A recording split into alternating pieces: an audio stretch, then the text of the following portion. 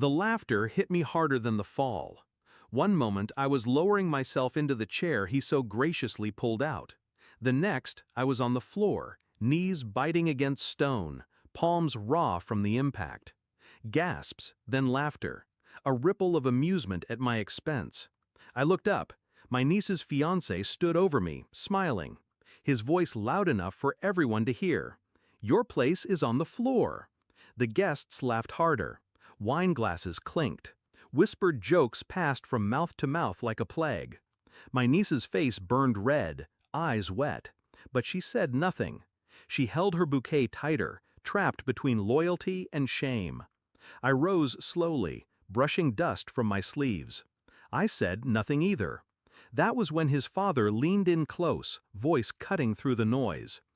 "Careful," he said softly, almost kind. "Some things you're not supposed to know." His eyes held mine, cold, warning.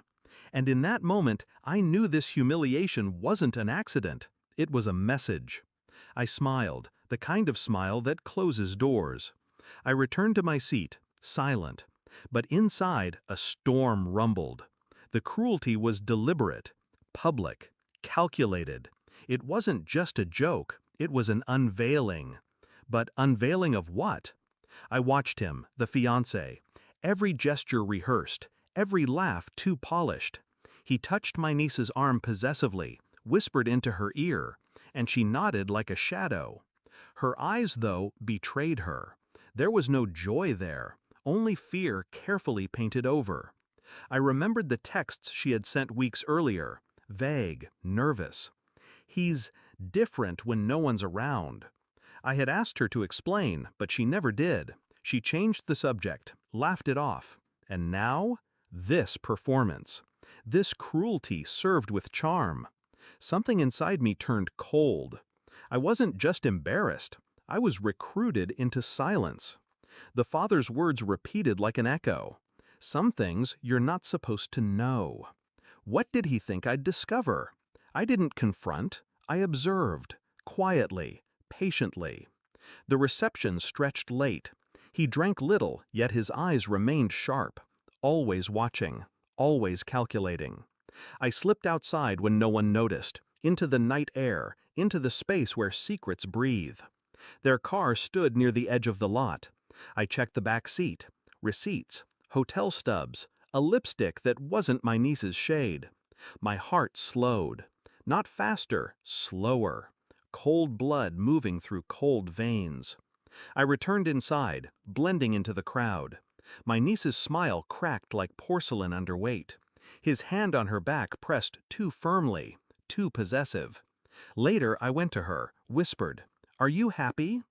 Her answer was a smile that never reached her eyes. That was enough. The next days I worked quietly. His name searched. His accounts traced. His messages intercepted. It was easier than I expected. Men like him always believe themselves untouchable. And the truth unfolded neatly. Another woman.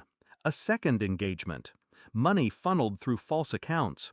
My niece nothing more than an accessory in a larger game. It wasn't love, it was leverage. And his father knew. The file arrived one morning. Photos, transactions, conversations recorded. Every line of evidence was a nail. Together, they built the coffin of his lies. I read each word without flinching.